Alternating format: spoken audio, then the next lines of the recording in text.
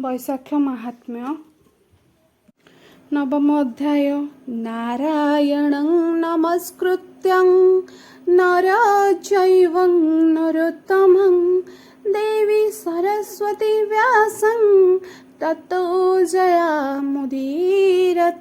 मूक करोति वाचाल पंगुलंघयते गिरि जत्कृपातमः वन्दे परमानंद माधव।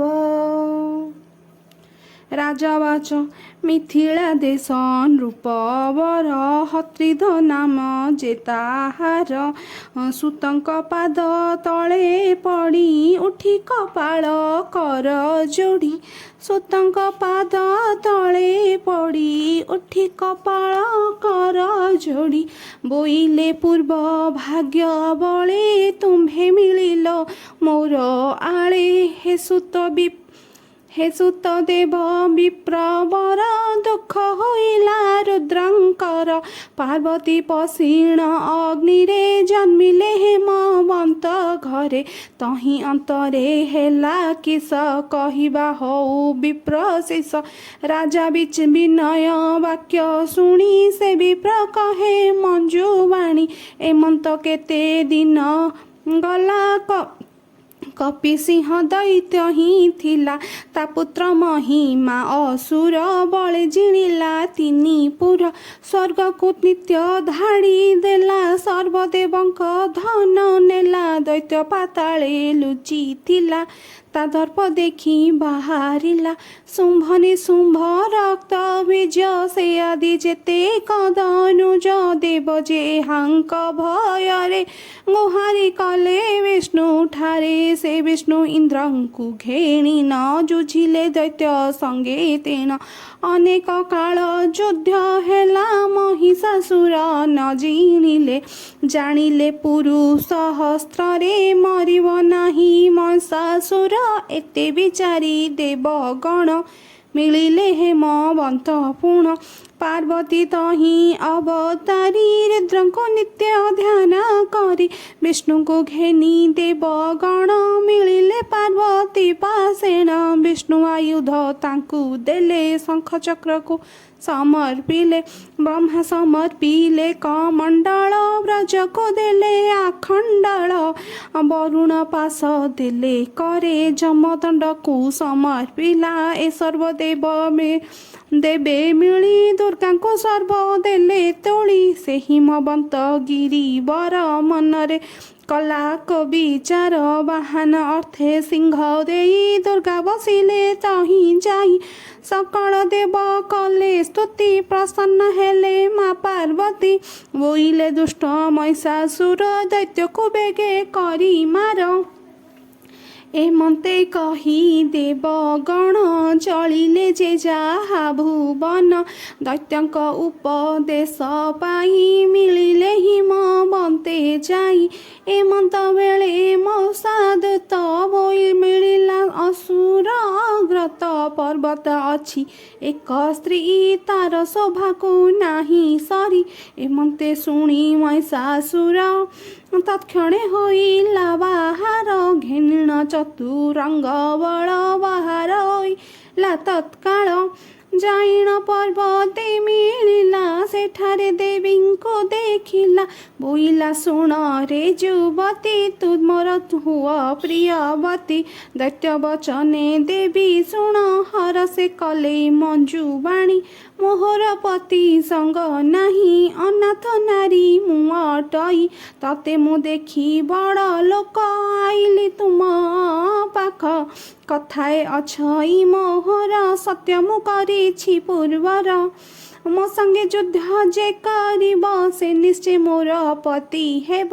एमंत शुण महिषासुर जुझिला पार्वती संगर। प्रथमे महिषासुर सन्ने बधिले आयुध घेनिणे। शुंभ निशुंभ कले हाथ बधिले रक्त बीज दैत्य। चंड मुंड को बध करी महिषासुर को शक्ति मारी। सकल देवे स्तुति कले पार्वती ପାର୍ବତୀ ପ୍ରସନ୍ନ ହୋଇଲେ। ବିଚାର କଲେ ଦେବଗଣ ରୁଦ୍ର ଯେ କରିଲେ ତର୍ପଣ। କେମନ୍ତେ ହେବ ତପ ନଷ୍ଟ ପାର୍ବତୀ ସଙ୍ଗେ ହେବ ଭେଟ। ଏତେ ବିଚାରି ଦେବଗଣ କନ୍ଦର୍ପ ପାଶେ କୁରାଇନ। ତା ସଙ୍ଗେ ବସନ୍ତ କୁରାଇ ବୋଇଲେ ଶୀଘ୍ର ଯାଅ ତୁହି ରୁଦ୍ରଙ୍କ ତପ ଭଗ୍ନ କରି ବେଗେଣ ମୋର ମାର କାମ ସର। ଇନ୍ଦ୍ରଙ୍କ ଆଜ୍ଞାରେ କାମ କଲା ରୁଦ୍ର ତପବନେ ମିଳିଲା। ଦେଖିଣ ରୁଦ୍ର ତପ ଘୋର ପଶିଲା ପଶି ନ ପାରିଲା ପାଖର। ବସନ୍ତ ରହିଲା ପଛରେ ମାର ବିନ୍ଧିଲା କାମ ସର।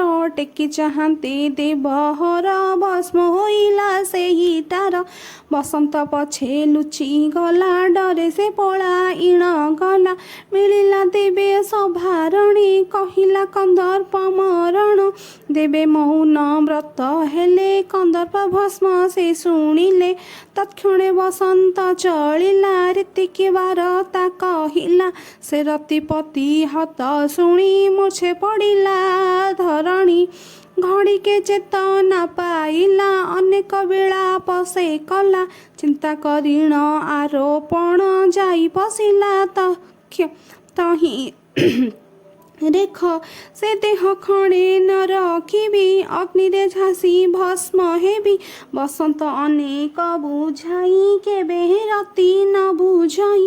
ବୋଇଲା ମୋର ପୁତ୍ର ଅଛି ସନ୍ତାପ ନ କର ଗୋ କିଛି। ବସନ୍ତ ବହୁତ କହିଲା କେବେ ରତି ନ ବୁଝାଇ। ରାତିର ହତ ଜାଣି ମନ ବସନ୍ତ ଚିନ୍ତା ଆରୋପଣ। କାଷ୍ଠ ସାଙ୍ଗକୁ ଗୁଙ୍ଗୁଆ ଘୃତ ଅନଳ ଜାଳିଲା ବସନ୍ତ। ରତି ଯେ ଗଙ୍ଗା ସ୍ନାନ କରି ଆତ୍ମା ଉତ୍ସର୍ଗ ବିଧି ସାରି। ଅଗ୍ନିରେ ପଶନ୍ତେ ତରୁଣୀ ପ୍ରକାଶ ହେଲା ଶୂନ୍ୟବାଣୀ। ରତି ତୁ ଅନଳେ ନ ପଶ ନଦିଅ ଅକାରଣେ ଝାସ।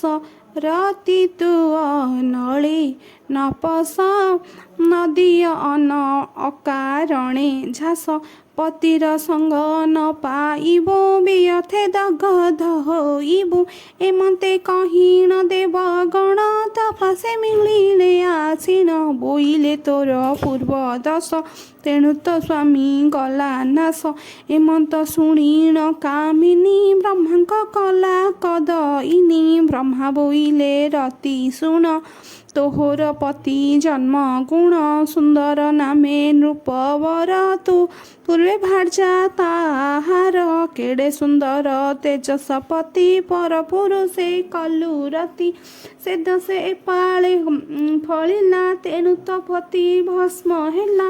ପୁଣି କେତେ କାଳ ଅନ୍ତରେ କୃଷ୍ଣ ହୋଇବେ ଅବତାରେ। ତାହାଙ୍କ ଭାରିଜା ରୁକ୍ମଣୀ ପ୍ରତ୍ୟେକ ଜନ୍ମ କମଳିନୀ। କନ୍ଦର୍ପ ତାହାଙ୍କ ଗର୍ଭରେ ଜନ୍ମିବେ କୃଷ୍ଣ ବୀର୍ଯ୍ୟରେ। କୃଷ୍ଣଙ୍କ ଘରେ ହେବ ଜନ୍ମ ନାମ ତା ହୋଇବ ପ୍ରଦ୍ୟୁମ୍ନ। ସମ୍ବର ଘରେ ରହିଥିବୁ ତହିଁରେ ତୁ ପଦ୍ମିନୀ ବରିବୁ। ଭେଟ ପାଇବୁ କେତେବେଳେ ବ୍ୟର୍ଥ ନ ପଶ ଅନଳେ। ବୈଶାଖ ମାସ ଧର୍ମ କର ତୋ ଦୋଷୁ ପାଇବୁ ନିସ୍ତର। ନିତ୍ୟ ଗଙ୍ଗାରେ କର ସ୍ନାନ ଦିଅନ୍ତୁ ପାଣି ପଣା ଦାନ। ବିପ୍ରଙ୍କ ପାଦେ ସେବା କର ଏତେ କହିଣ ଦେବବର। ବୈକୁଣ୍ଠ ଭୁବନକୁ ଗଲେ ରତି କର୍ମକୁ ଆଦରିଲେ। ବୈଶାଖ କଲେ ଗଙ୍ଗା ସ୍ନାନ ଅନେକ କଲେ ଦାନ ପୁଣ୍ୟ। ସେ ପୁଣ୍ୟ ପାପ ବିନାଶିଲେ ଉତ୍ତମ ଗତି କି ଲଭିଲେ। ସକୃତ ରାଜାର ଆଗେର ସେ ସୁତ ଦେବ ବିପ୍ରବର। କହିଣ ଶୁଣ ନର ନାଥ କର ଏ ବୈଶାଖ ବ୍ରତ। ଭଣିନ ଭାବେ ମୂର୍ଖ ରାମ ଏ ଅଧ୍ୟାୟ ନବ ଯେ ପ୍ରମାଣ। ଇତି ଶ୍ରୀ ସ୍କନ୍ଧ ପୁରାଣେ ବୈଶାଖ୍ୟ ମାହାତ୍ମ୍ୟେ ବ୍ରହ୍ମା ନାରଦ ସମ୍ବାଦେ। ଦକ୍ଷ ଯଜ୍ଞ ବ୍ୟବସ୍ଥା ମହିଷାସୁର ବଧ କନ୍ଦର୍ପ ଦଗ୍ଧ।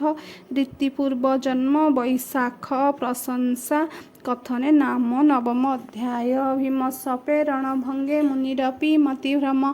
ଯଦି ଶୁଦ୍ଧମ